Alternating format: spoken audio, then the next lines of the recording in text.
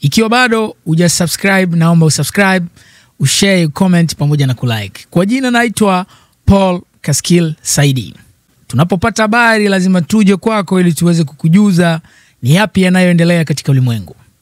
Ni kwamba mara nyingi sana tuna base kuongelea mambo ya diaspora, lakini haijamaanisha kwamba kitu chochote ambacho ni taarifa ikitokea na unatakiwa kupewa hiyo taarifa basi utapewa kwa muda mwafaka. Haijalishi kwamba ni imetokea wapi, haijalishi imefanyika sehemu gani, lakini tu taarifa ikiwa na source ambayo ina uhakika, basi hatuwezi kuchelewa kuja kwako kukupa kile unachotakiwa kupewa.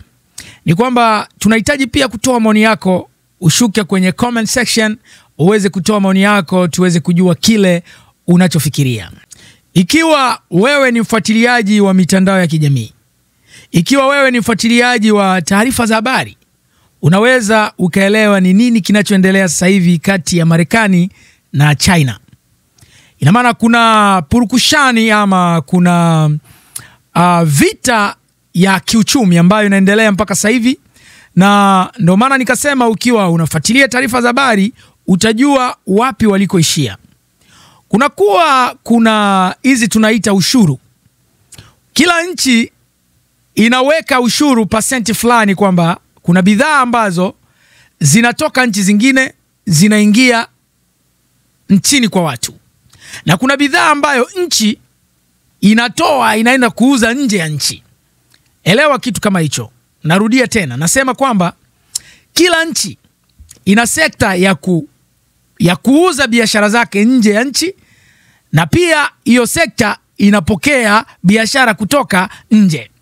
Hasa kinachofanyika kwenye swala la biashara duniani, na maana kuna ushuru fulani ambao watu wanaoingiza biashara nchini wanalipia kodi fulani, na nyie mnaotoa mnaenda kuingiza kwenye nchi zingine, na nyie mnatakiwa kulipa kodi ya kuingiza nchini kwa watu.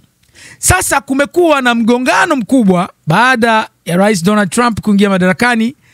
Alikuja akabadilisha kile ambacho kilichokuwepo hapo mwanzoni, akasema kwamba ataongeza kidogo. Kama sijakosea, mwanzoni China na Marekani walikuwa kwenye pasenti 16. Lakini baada ya mgongano huu ambao umepita hapa wiki 2-3 zilizopita, tukasikia Marekani imeongeza, imekuwa 35%. China ikajibu ikaongeza 80%. Baada ya China kuongeza 80%, Marekani ikaja ikaongeza 125. Basi China ikaja tena ikaongeza 125, Marekani ikapanda 145. Hiyo ni vita ambayo ni vita ya kiuchumi inayoendelea katika nchi hizi mbili. Na nimependa nianze huku ili niweze kuelewesha mada ya leo. Mada ya leo ni kwamba wale wote ambao wanaonunua vitu online, ombi langu kwenu leo ni kwamba sijamkataza mtu asinunue kitu online. Nchi ambayo inaagiza vitu vingi Marekani ni China.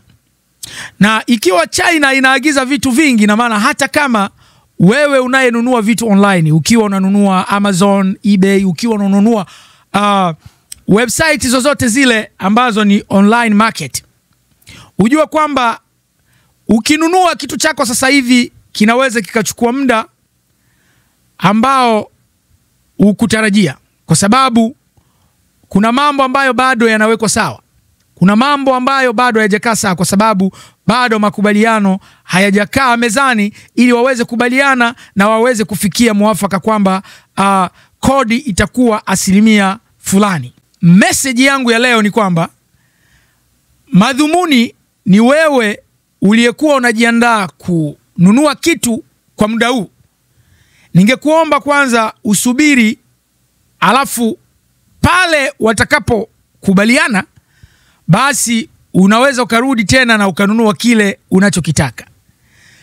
Kuna vitu ambavyo unaweza ukavipata online kwa hapa Marekani, kwa sababu labda store zilikuwa zimejaa.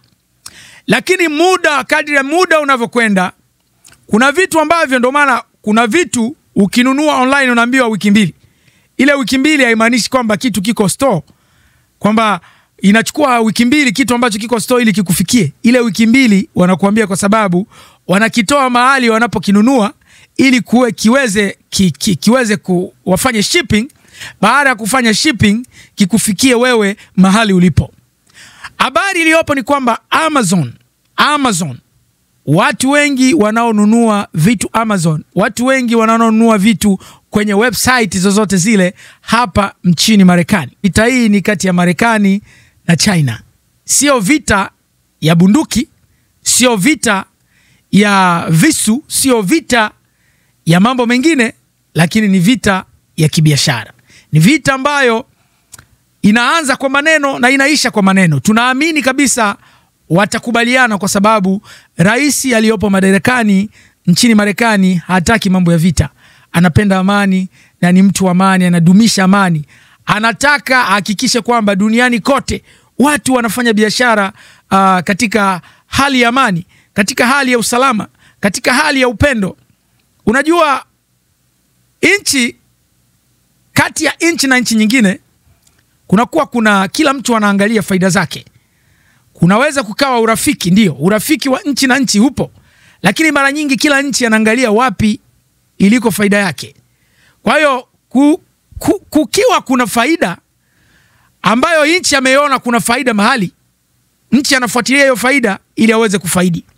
Na ikiwa anaona jambo halina faida kwa nchi, basi hilo jambo linakuwa lina changamoto kidogo.